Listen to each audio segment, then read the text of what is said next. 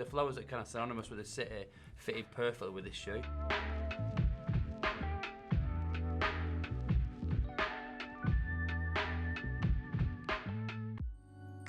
Can you think of a better shoe that's come out this year than this?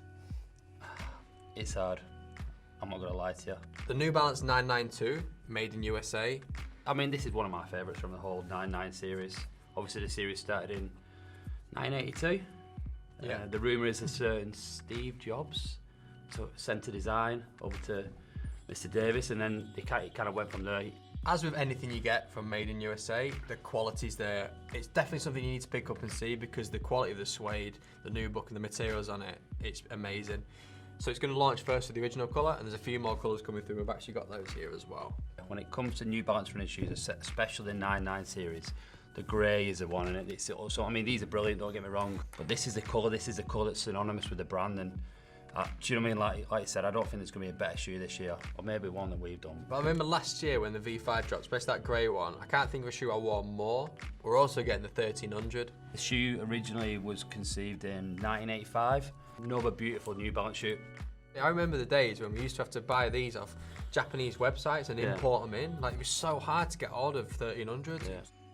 For me, this encapsulates what New Balance is about. You've got the more techie pieces coming from the 99 series, and you've got these kind of, I don't want to say less techie pieces because the technology is still there, but they're a bit more basic. They've got that more vintage feel, that more kind of 80s feel, but they still feel New Balance, they still look New Balance.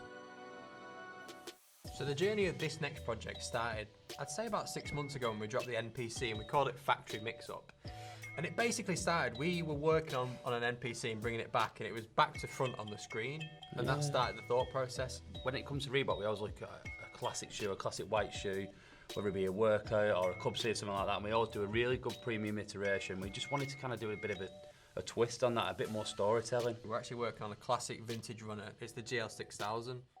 And we thought, what better way to tell a story on it than to use one of the original colours? So essentially the back to front and the way that the factory's almost misinterpreted the brief. You see it on the outside, and it's really clean and that looks really premium, but then you've got a little surprise to see the real DNA of Reebok. So you'll see some of the details are changed and they're not what you expect. So the athlete shoe is usually the reverse of the label. That's on the other side this time. And also the size tag that's usually on the inside of that tongue is also on the outside there. The sample tag traditionally you get clipped to the shoe. I've actually put onto the sock liner on there so you can see it. So there's loads of little details. The more you wear it, the more you explore it, the more you'll find out and you'll see. We've seen a lot more seasonal inspired shoes coming through. We started thinking around Easter, what can we do around Easter? And it was a weird conversation, I'll be honest with you, but we talked about Easter bunnies and stuff like that, and then we started talking about Easter eggs, the ones that are kind of hidden secrets within the shoe. It's themed on the Easter bunny, so you'll see the materials there, really soft, hairy suede, fur on the heel, the exposed foam tongue, and it's just in isolation, a really nice looking shoe.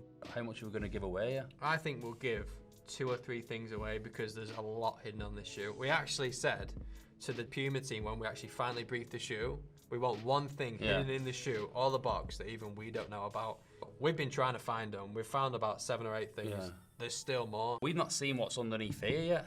I've come already. Should we just go in and let's see what we're going to do?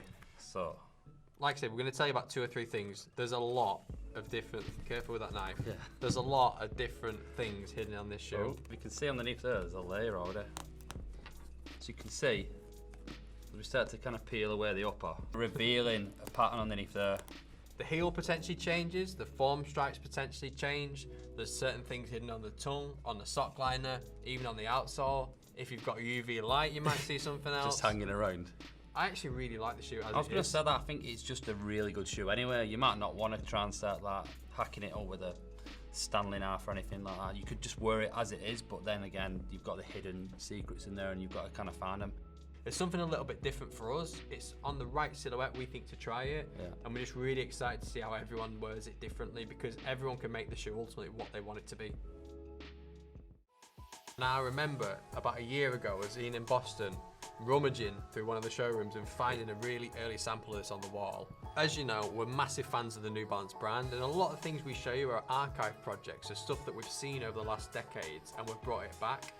They've used their archive to essentially create something brand new. Everything on this shoe is amplified and exaggerated and just how we like it. So you'll see how aggressive the tooling is, and again, how overt the branding is as well. It's got a real DNA of like a vintage kind of running shoe, something that you would have seen around in the 70s or early 80s. We wanted the shoe to do all the talking, Yeah. so we've actually just used some of our favourite archive vintage running colours we've seen over the years, and there's actually a few little tweaks and changes, so we've made sure the spec of the materials is as you'd expect of a project probably from 40 years ago. Similarly, a lot of the inline versions have printed ends. We've actually put material on the ends as well, which makes it a little bit more premium and more substantial. And again, like you saw on the Comp 100, it's actually got that size logo on the footbed as well. So we're going to round off this episode with what you've all been waiting for, and it's the next installment of the Anniversary City series, the Cordoba, twinned with Manchester. So the first thing you'll see is it's 1-for-1 in the materials of the Manchester, down to the silhouette and the actual materials on the shoe. We actually did think of doing the same 6 cities and spinning the story slightly. And Manchester was one of the first ones we did. Now, taking the same thought process that we did in 2010, when you've got Cadbury's in Birmingham, we thought industry, Manchester, Vimto. And we do actually have a CAD somewhere with Manchester on it. Yeah, I think what was perfect about it, when we can't, because obviously we wanted to make it a bigger thing than just doing the original 6, we wanted to take it to another level, like we talked about with the Liverpool. When we started looking at the Twin City piece, Cordoba was there, and that was the first, this is the kind of first one we got boxed off.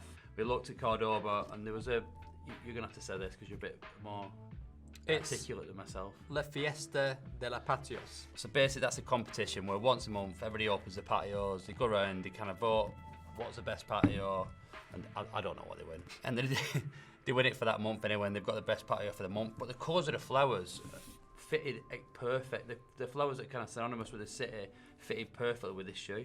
One of my favourites in the whole 6. It's like picking your best child, really, picking your favourite from the whole 6. But this is up there, I'm going to sell that, and then potentially the next one. It's obviously exactly the same materials down to the dimpled tongue and the texture on it and the gold foil label. Sock liner, obviously referencing the Manchester, and the same one of 2020, the same as the Liverpool. Now you'll see from the Liverpool branding, the box was a little bit special. We've got one of the early samples of the box here to show you as well.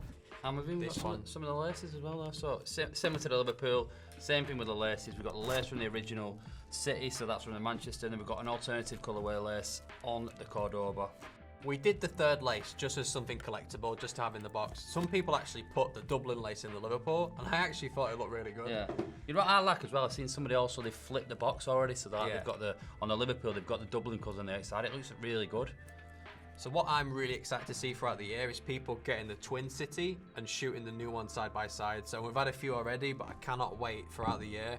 People get the Manchester and the Cordoba side by side, and same with Liverpool and Dublin.